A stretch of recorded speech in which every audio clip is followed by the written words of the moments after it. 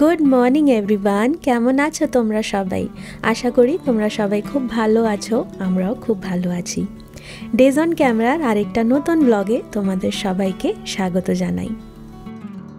জীবনের ভালো মন্দ মুহূর্তগুলো তোমাদের সঙ্গে ভাগ করে নেব, তাই জন্য আরেকটা নতুন ব্লগ নিয়ে চলে এসেছি। তো হিয়াকে যাচ্ছি ছাড়তে। গুড মর্নিং বলে দাও সবাইকে। অনেকক্ষণই হলো হিয়াকে ছেড়ে চলে এসেছি স্কুলে। এখন প্রায় ঘড়ির কাঁটা 11টার ঘরে, 5 মিনিট বাকি 11টা বাজতে। কিছু কিছু ফুলের গাছগুলো বেঁচে ছিল, তো সেগুলোকে ভাবছি আজকে বাইরে গিয়ে বাকি টবগুলোতে লাগিয়ে দিই, কারণ কখন বৃষ্টি পড়ে তখন আর বোঝা যাবে না। আর ঘরের ভিতরে যদি থাকে তো জলও দিতে পারবো না, কারণ দেখো কার্পেটের উপরে রাখা রয়েছে। মনে হচ্ছে ওয়েদারটা খুলছে, তাই ভাবছি লাগিয়ে দিই। চলো, রোদটা ভালোই লাগছে, আর কিন্তু রোদের খুব একটা তাপ নেই। স্ট্রবেরি গাছের মধ্যে ফুল চলে এসেছে। আমার যে গুজবেরি গাছগুলো সেটার মধ্যে ছোট ছোট গুজবেরি কয়েকটা লেগেছে। ব্লুবেরি গাছে এখনও কিছুই হয়নি, আর বাকি তো বাগানটা এখনও পুরোই ফাঁকা, এখনও কিচ্ছু করা হয়নি। ফেন্সটা এখনও দেখো বানানো হয়নি, মনে হয় না ওরা আর বানাবে। লাস্ট যে তোমরা দেখলে ভিডিওতে আমি ছোট ছোট সিডস লাগিয়েছিলাম, তো ওর মধ্যে থেকে বেশ অনেক কটাই গাছ বেরিয়ে এসেছে, তো ওগুলো তোমাদেরকে দেখাই। আর যে ফুল গাছগুলো নিয়ে এসেছিলাম, তো কয়েকটা ফুল গাছ তো লাগিয়েছি, বাদ বাকি যেগুলো রয়েছে ওগুলো বাড়ির ভেতরে রয়েছে। তো ওগুলোকে ভাবছি যে আজকে ওয়েদারটা যেহেতু ঠিক রয়েছে, বৃষ্টি পড়ছে না, তো ওইগুলোকে লাগিয়ে দিই যে কটা পারবো। এই দেশে গার্ডেনিং করতে সবাই ভালোবাসে। গরমকাল পড়ার সাথেই সবাই ম্যাক্সিমাম টাইমটা বাগানেই কাটাতে পছন্দ করে। তার কারণ যে রোদও পুয়ানো হয়, তার সঙ্গে সঙ্গে এখানে লোকেরা বারবিকিউ করা বা গার্ডেনিং করা, বাচ্চাদের ছোট ছোট টাব কিনে দেয়, বাইরে রোদের তাপ থাকে তো বাচ্চারা ওয়াটার প্লে করে, জলের মধ্যে খেলা করে। এই সব করতে করতে লোকেরা এখানের সামারটা কাটায়। সামারটা এখানে কিন্তু ভীষণ হ্যাপেনিং হয়। আর শীতকালটা আবার অন্যরকম, কারণ শীতকালে তাড়াতাড়ি অন্ধকার হয়ে যায়, আর ওই সময়টা ক্রিসমাসের সময় থাকে, তো চারিপাশে লাইটিং, ক্রিসমাসের ভাইব থাকে। সানফ্লাওয়ার আর ভেতরেও কয়েকটাতে বেরিয়েছে। এই দেখো, এইটা হলো একটা ছোট্ট, দেখতে পাচ্ছ, এটা হলো শিম গাছ, তার ওইদিকেও বেরিয়েছে। আর এইদিকে একটা দেখো কুমড়ো গাছ বেরোবো করছে। এই ফুল গাছগুলোকে ভাবছি আজকে বাইরে করে দিই।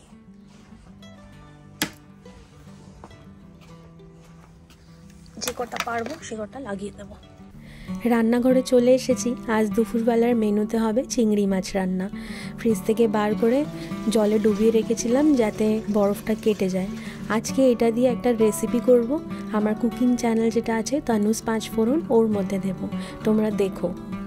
আমাদের বাড়িতে শিব কিন্তু খুব একটা ভালো খায় না চিংড়ি মাছ, কিন্তু আমি আর হিয়া ভীষণ ভালো খাই। মাছগুলোকে ভালোভাবে বেছে নিয়ে তারপরে সব জোগাড় যন্ত্র করে রেসিপিটা শ্যুট করে নিই। সারা সপ্তাহ ধরে স্কুল, অফিস, আমারও সংসারের কাজ, ইউটিউবের কাজ, এসব করতে করতে উইকেন্ড আসার সাথেই কিন্তু একটুখানি মনে হয় যে চলো কোথায় একটুখানি বেরিয়ে আসি।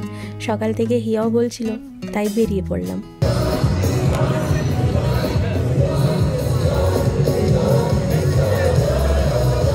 সিটি সেন্টারের মধ্যে আজকে ভীষণ ভালো লাগছে। জোরে জোরে গান বাজনা, নাচছে, মানে সবাই খুব খুশি খুশি।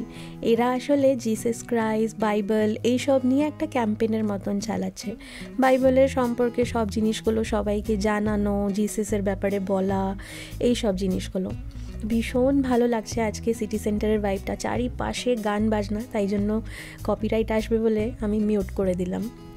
আজকে ভাবছি রিভারের সাইডটা যাই, তোমাদেরকেও নিয়ে যাব। এই দেশে প্রত্যেকটা সিটি সেন্টারগুলোতে একটা করে মল দেওয়া থাকে। রিডিংয়ের এই যে মলটা, এইটা হলো ওরাকল মল, আর যেটা অক্সফোর্ড সিটি সেন্টারের মল সেটার নাম হলো ওয়েস্টগেট মল।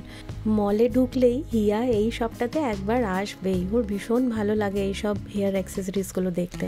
আজ আমাদের তেমন কিছুই কেনাকাটার নেই, তবে যখন ভাবছি এসেইছি তো ট্রলিটা সঙ্গে করেই নিয়ে এসেছিলাম, যাওয়ার সময় একটুখানি ভেজিটেবল কিনে নেব। আসলে যেগুলো ইন্ডিয়ান সবজিগুলো সেগুলো কিন্তু এখানের ইন্ডিয়ান শপগুলোতে অনেকটাই ভালো পাওয়া যায়। লাস্ট কটা ভিডিওতেও তোমাদেরকে দেখিয়েছিলাম। তাই ভাবছি ফেরার সময় ওখান থেকে একটুখানি অল্প করে বাজার করে নিয়ে চলে যাব। সামনে যে নদীটা দেখতে পারছো, এইটা হলো থেমস নদী।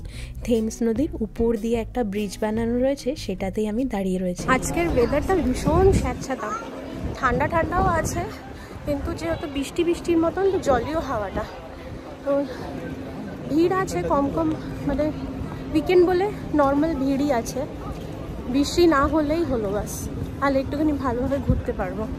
ওইদিকে আমাদের ট্রেনের টাইমও হয়ে গেছে, রিটার্ন টিকিট অলরেডি কেটেই এসেছিলাম, তাই এবার বেরিয়ে পড়ি, যাওয়ার সময় সবজিটা কিনে নিয়ে বাড়ি ফিরি। ওই দিন তোমরা দেখতে পারলে আমরা রিডিং গেছিলাম, ফেরার পর আর 2-3 দিন কোনোই ভিডিও শ্যুট করতে পারিনি। আজ হলো 1 মে, তোমাদের বলেইছিলাম কয়েকটা ভিডিও ক্লিপস আগে থেকে করে রেখেছি যেগুলো শেয়ার করাই হয়নি, তো আজকে এই ভিডিওর মধ্যে এই ক্লিপসগুলো অ্যাড করে দেব। আজকে হলো 1 মে, আজকে হলো একটা স্পেশাল দিন, আজকে আমার আর শিবের 10th অ্যানিভার্সারি। তো আজ হলো বুধবার, শিব অফিসের কাজ করছে, তাই জন্য আজকে তেমন কিছুই প্ল্যান নেই, বিকেলবেলা অফিস হয়ে যাবার পরে একটুখানি বেরোবো, আড়াইপাড়া একটুখানি ঘুরে ঘাড়ে আসবো, বাস এইটুকুনি আর কি। আজ দুপুরবেলার মেনুতে রয়েছে মাটন কারি, পোলাও, আর তার সঙ্গে একটুখানি রায়তা করব ভাবছি। মাটনটাকে ম্যারিনেট করে বসিয়ে দিলাম, ততক্ষণে এই কাটাবাটাগুলো করে নেব। রান্না করতে করতে তোমাদের সঙ্গে একটু গল্প করি। 2018 সালে যখন আমি প্রথম ইউকে আসি, তখন আমি সঙ্গে করে কি নিয়ে এসেছিলাম। তো আমরা তো সবাই জানি ইন্ডিয়ান রান্নাবান্না করার সময় আমাদের কি বাসন কুসনের দরকার লাগে, তো এর মধ্যে কিন্তু কুকারটা সব থেকে বেশি আমাদের প্রয়োজন পড়ে। এই যে মাটন সেদ্ধ করব, মাটন সেদ্ধর জন্য বা ডাল সেদ্ধর জন্য কুকারটা কিন্তু খুবই ইম্পর্ট্যান্ট। তাই জন্য তোমরা যারা ইউকে আসার প্ল্যান করছো তারা কিন্তু অবশ্যই কুকার নিয়ে এসো।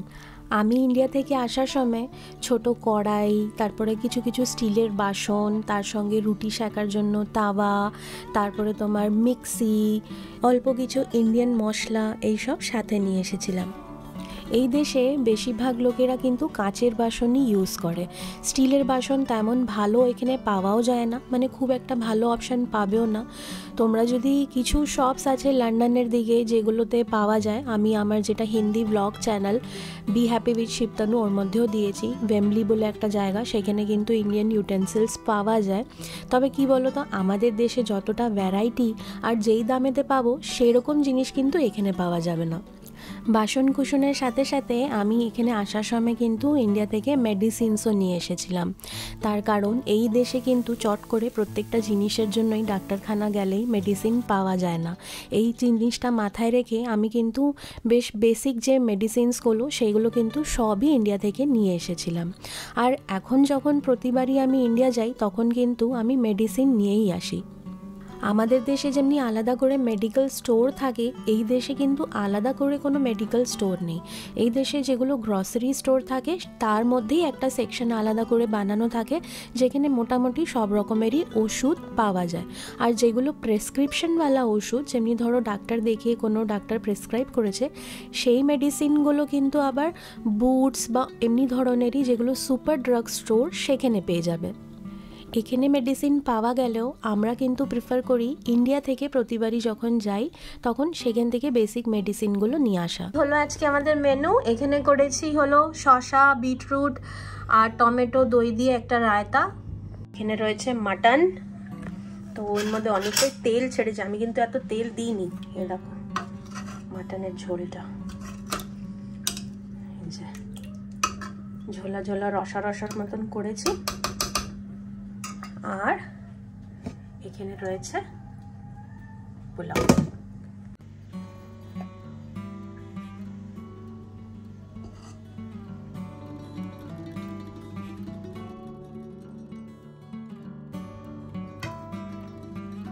আজকে আমাদের মেনু হলো বাসন্তী পোলাও, রায়তা, আর তার সঙ্গে রয়েছে মাটন কারি, আলু দিয়ে ঝোল। Good evening everyone. তো আজকে হলো 1 মে, তো আজকে আমাদের 10 বছর পূর্ণ হলো। আর এই যে হলো হিয়া হলো তো আজকে আমরা অ্যাকচুয়ালি ভেবেছিলাম যে একটুখানি বেরিয়ে আশেপাশে একটুখানি ঘুরে আসবো, ছবি তুলবো, কিন্তু বৃষ্টি নেমে গেছে। আর এটার জন্য এখন প্ল্যানটা ভাবছি ড্রপ করি। দেখি যদি বৃষ্টিটা কমে তাহলে একটু গিয়ে মানে পাড়ার মধ্যে একটুখানি হাঁটবো, একটুখানি ঘুরে বেড়াবো, এই আর কি। তো এখানে রয়েছে হিয়া, শিবেরা দুজনে বলছে চলো গাড়িতে একটা চক্কর লাগিয়ে আসি। তো চলো দেখি বেরোই।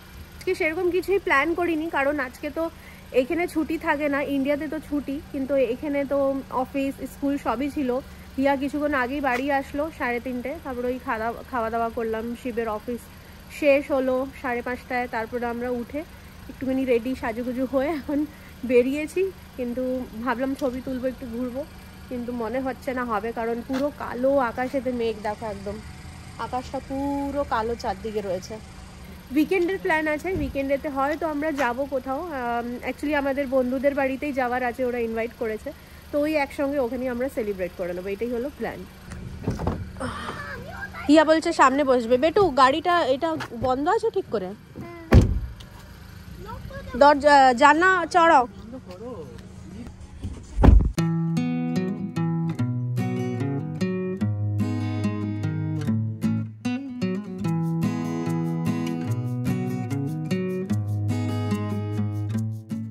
ফাইনালি হিয়াকে পেছনে করে দিয়েছি, হিয়া রেগে গেছে, কিন্তু এখানে অ্যাকচুয়ালি ইউকেতে বাচ্চাদের সামনে বসা অ্যালাউড না। এখন তুমি একটু ছোট্ট, একটু বড় হয়ে গেলে তারপরে বসতে পারবে। এখন আমরা যাচ্ছি একটু আড়াই আর একটু ঘুরবো, তারপর বাড়ি যাবো। এখন বৃষ্টিটা একটু কমেছে, একটু, কিন্তু স্টিল কালো কালো মেঘ রয়েছে, কোনো সময় বৃষ্টি নেমে যেতে পারে। তো হিয়া এখানে এক্সাইটেড কেক কাটিং এর জন্য। হিয়া বলছে আমাদের কেকটা হিয়াই কাটবে। হ্যাঁ তুমি কাটবে? ঠিক আছে তুমি কাটো, তবে মামা ড্যাডার কেকটা হিয়া কাটবে। Happy anniversary to us, happy anniversary to us, happy anniversary to us, happy anniversary. ছোট করে বাড়িতেই নিজেদের মধ্যে আমরা সেলিব্রেট করলাম, বাস এইটুকুই আর কি। তো চলো আজকের এই ভিডিওটা আর বেশি বড় করলাম না, এই অবধিই রাখছি। আবার দেখা হচ্ছে একটা নতুন ভিডিওতে, ততক্ষণ ভালো থেকো, সবাইকে ভালো রেখো, টাটা।